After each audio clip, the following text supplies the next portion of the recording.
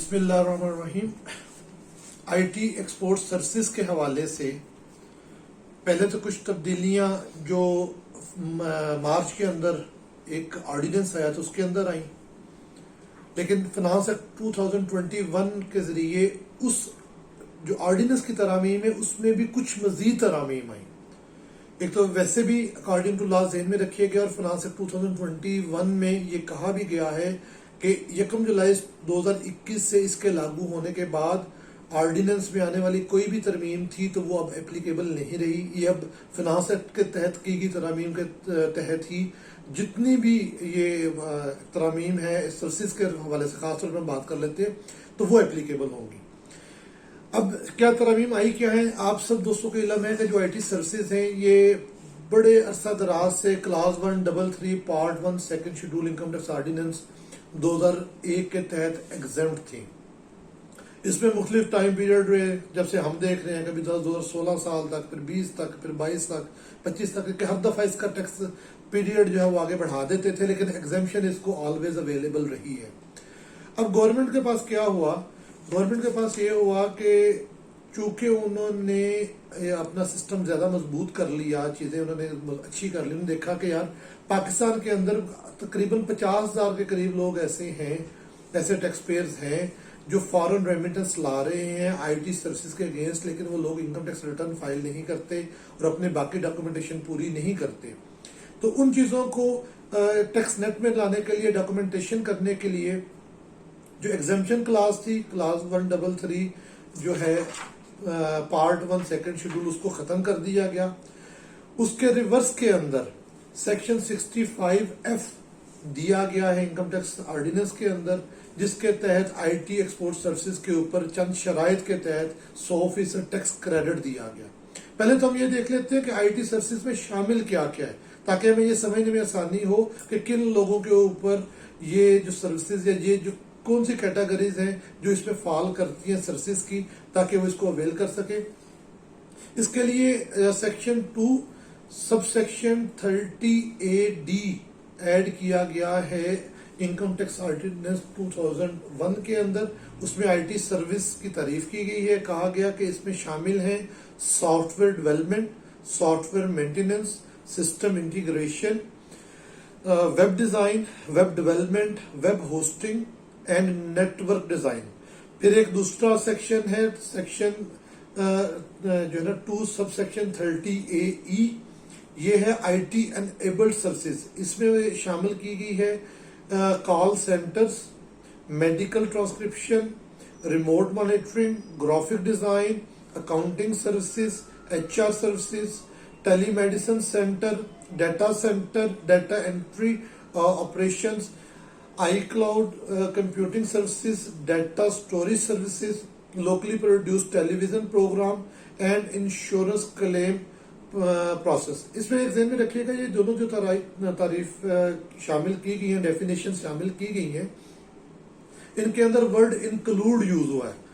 तो इंक्लूड की जो एक इंटरप्रिटेशन है वो ये होता है कि इसके जो जर्नल मफहूम है, जो जर्नल मीनिंग है वो ऑलवेज बाकी हैं, लेकिन ये वाली जो चीजें देखें ना, अब हम बात कर रहे हैं आईटी एनेबल्ड सर्विसेज की और अकाउंटिंग सर्विसेज को हमने शामिल कर लिया, टेलीमेडिसिन को शामिल कर लिया, तो ये इनको इंक्लूड उसका जो लेजिस्लेचर उसका राइट है कि किसी तारीफ में, किसी डेफिनेशन में, किसी ऐसी चीज को जो डिक्शनरी मीनिंग चाहे ना हो, लेकिन इस पर्पस के लिए उसको शामिल कर ले, इंक्लूड कर ले, तो उसके अपने जर्नल मीनिंग बाकी रहेंगे।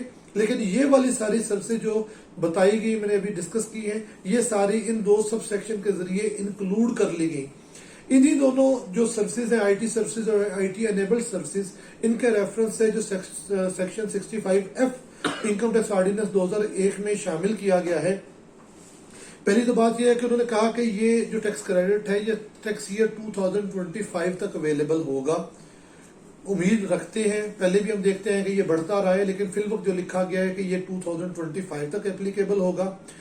इसके तहत आपके लिए कुछ शराइत हैं जो आपको अब टैक्स क्रेडिट हासिल करने के लिए पूरी करनी लाजम है। नंबर 1 कि आपने अपनी इनकम टैक्स रिटर्न फाइल की हो। पहले मैंने कहा कि 50,000 लोग अपना ये बिजनेस कर रहे हैं लेकिन इनकम टैक्स रिटर्न फाइल नहीं करते। अगर वो रिटर्न फाइल नहीं करेंगे तो इस टैक्स क्रेडिट की सहूलत से आउट हो जाएंगे। नंबर 2 कहा गया कि विद होल्डिंग स्टेटमेंट फाइल करे। विद होल्डिंग स्टेटमेंट में जो भी आपके ऊपर एप्लीकेबल सेक्शंस हैं, वो रेंट के हो सकते हैं, वो सैलरी के हो सकते हैं, वो गुड्स सर्विसेज कॉन्ट्रैक्ट की परचेज या एग्जीक्यूशन के हो सकते हैं, वो आपने पूरे करने हैं। उनका टैक्स विद हेल्ड भी करना है और गवर्नमेंट को डिपॉजिट भी करना है। विद होल्डिंग स्टेटमेंट में आपने गवर्नमेंट को शो डिक्लेयर भी करना है। फिर उन्होंने कहा कि सेल टैक्स रिटर्न जहां एप्लीकेबल हो। जब ऑर्डिनेंस आया था मार्च में तो ये बहुत बड़ा कंफ्यूजन आया था कि हम उस पर सिंपल लिख दिया गया कि आपने सेल टैक्स में रजिस्टर्ड होना है। तो हमने ये इशू उस पर रेज भी किया था कि हमने सेल टैक्स में रजिस्टर्ड होना है, लेकिन सर्विसेज तो चैप्टर ही मौजू ही प्रोविंस का है। अगर हम एफबीआर में रजिस्टर्ड हो भी जाते हैं तो प्रोविंस में जो हमारी रजिस्ट्रेशन है वो कहाँ पे फॉल करेगी, क्योंकि हमने तो सर्विसेज का टैक्स अगर कोई एप्लीकेबल था, है, नहीं है, एग्जेम्प्ट है, जीरो रेट है, टैक्सेबल है, तो वो प्रोविंस को देना है। हाँ, सॉफ्टवेयर की हद तक ठीक है कि एफबीआर में रजिस्टर्ड होंगे, तो वो उसके ऊपर हम एक एम्बिग्युइटी क्रिएट हो गई थी कि हमने किसके पास रजिस्टर्ड होना है, या सबके पास रजिस्टर्ड होकर नल की रिटर्न फाइल करनी है। ये एक अजीब सी एक कैफियत पैदा हुई थी। तो उसके रेफरेंस से उन्होंने कहा कि सेल टैक्स रिटर्न जहां पे भी एप्लीकेबल हो। अब पंजाब की अगर मैं बात करूं, पंजाब जो हमारा पीआरए का टैक्स है, इसके तहत जो एक्सपोर्ट ऑफ सर्विसेज है ये एग्जाम्प्ट है। अब एग्जाम्प्ट का जो हम नॉर्मल तस्वर पढ़ते हैं कि इनको टैक्स सेल टैक्स में रजिस्टर्ड होने की जरूरत नहीं है।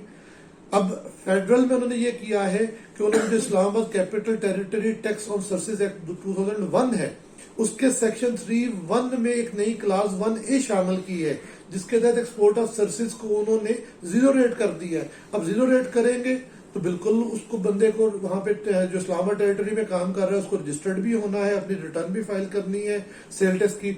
हाँ, जीरो रेट होने से ये भी फायदा होगा कि अगर उसके पास कोई वैलिड इनपुट अवेलेबल है तो उसका रिफंड भी ले सकता है। जिसकी सर्विसेज एग्जेम्प्ट होती है वो रिफंड क्लेम नहीं कर सकता। तो पंजाब के अंदर ये फिल वक्त एग्जेम्प्ट है। और अगर आपका सॉफ्टवेयर है, चीजें हैं, तो वो आपकी फेडरल के अंदर एफबीआर के अंदर, क्योंकि अगर सॉफ्टवेयर को गुड्स में शुमार किया जाता है तो वहां पे होगा। तो उन्होंने कहा कि जहां जैसे जो सिचुएशन है सेल टैक्स के रेफरेंस से अगर वहां पे एप्लीकेबल है तो आपने वो रिटर्न फाइल करनी है। अगर कोई टैक्स बनता तो साजर आप वो भी पे करेंगे। अगर आपने ये शराइत पूरी ना की, अगर आपने ये शराइत पूरी ना की तो आप सेक्शन 65F के तहत जो है टैक्स क्रेडिट उसके हकदार नहीं होंगे।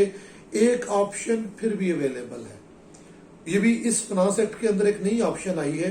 वो ये है कि अगर एक नया सेक्शन ऐड किया गया है, सेक्शन 154A, ये डील करता है एक्सपोर्ट ऑफ सर्विसेज को। वहां पे IT services, technical services, royalty commission और कई कंस्ट्रक्शन सर्विसेज को शामिल किया गया। उनके लिए कहा गया कि division 4A part 3 first schedule के तहत वो 1% इनकम टैक्स पे करेंगे। और अगर तो वो 1% इनकम टैक्स पे करने के बाद वहां भी शराइत दर्ज की गई हैं कि अगर वो अपनी रिटर्न जमा करवाते हैं, विद होल्डिंग स्टेटमेंट जमा करवाते हैं, सेल टैक्स रिटर्न जमा करवाते हैं, कोई गैर मुल्की टैक्स क्रेडिट नहीं लेते, तो उनके लिए ये जो 154A का टैक्स होगा ये फाइनल होगा। अगर वहां पे भी वो उन शराइत को पूरा करने में कोताही करते हैं तो फिर इन सर्विसेज पे नॉर्मल इनकम टैक्स लगेगा। नॉर्मल इनकी रिसीट सबर होंगी, एक्सपेंडिचर उसमें से माइनस होंगे।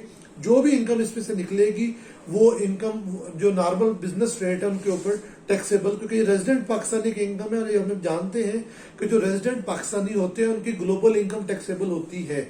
इसलिए हमारी सिर्फ आईटी एक्सपोर्ट सर्विसेज होने से इनकम माफ नहीं होती, इसको स्पेशल शराइत के तहत जो 65F में दर्ज है टैक्स क्रेडिट आपको हासिल हो जाएगा और 1% भी टैक्स आप पे नहीं लगेगा। अगर आप टैक्स क्रेडिट से निकल जाते हैं तो 154A सेक्शन के तहत आपके ऊपर 1% टैक्स लगेगा, लेकिन वो भी फाइनल तब होगा कि अगर आप उसकी शराइत, और शराइत ऑलमोस्ट सेम है।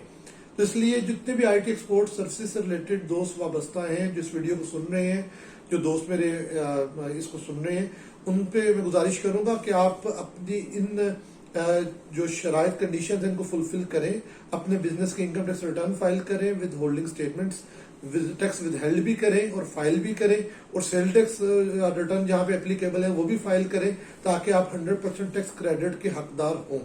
टैक्स क्रेडिट और एग्जेम्पशन में फर्क क्या है? पहले आपकी इनकम एग्जेम्प्ट थी, आपने कोई शर्त पूरी की या ना की, आपकी एग्जेम्पशन पे असर नहीं पड़ता था। अगर अब आपने कोई शर्त पूरी ना की तो आप टैक्स क्रेडिट के हकदार नहीं रहेंगे, आपकी इनकम टैक्सेबल हो जाएगी। پہلے آپ کی انکم ایگزیمپٹ تھی، اگر آپ کی کوئی بھی دیگر دوسری انکم تھی وہ آپس میں ایک دوسرے سے اٹیچ میچ نہیں تھی ہوتی، وہ ایک دوسرے کے ٹیکس ریٹ کو ایکسلریٹ یا انہانس نہیں تھی کرتی. اب جو اب ٹیکس کریڈٹ ملے گا، آپ کی سیلری انکم ہے یا کوئی دیگر لوکل بزنس انکم ہے یا کوئی اور ہے، تو یہ بھی ذہن میں رکھیے گا کہ یہ ٹیکس کریڈٹ اس انکم کی حد تک تو اویلیبل ہوگا، لیکن یہ آپ کی لوکل دیگر انکم کے ٹیکس ریٹ کو وہ ایکسلریٹ کر کے اس کو بڑھا دے گا. اس لیے میری تمام دوست جو آئی ٹی ایکسپورٹ سروسز کے بزنس سے وابستہ ہیں، سروسز پرووائڈ کر رہے ہیں، ان سے ہمبل گزارش ہے کہ قانون کو اکارڈنگ ٹو لا سمجھیں، اپنی ریٹرنز فائل کریں، سیل ٹیکس ریٹرن جہاں اپلیکیبل ہے وہاں فائل کریں، ود ہولڈنگ ٹیکس جہاں اپلیکیبل ہے ود ہیلڈ بھی کریں، اور اپنی اسٹیٹمنٹ بھی فائل کریں، تاکہ آپ اکارڈنگ ٹو سیکشن 65F اور section 154A income tax ordinance اپنے بزنس کو سیو اور سیکیور کر سکیں. بہت شکریہ.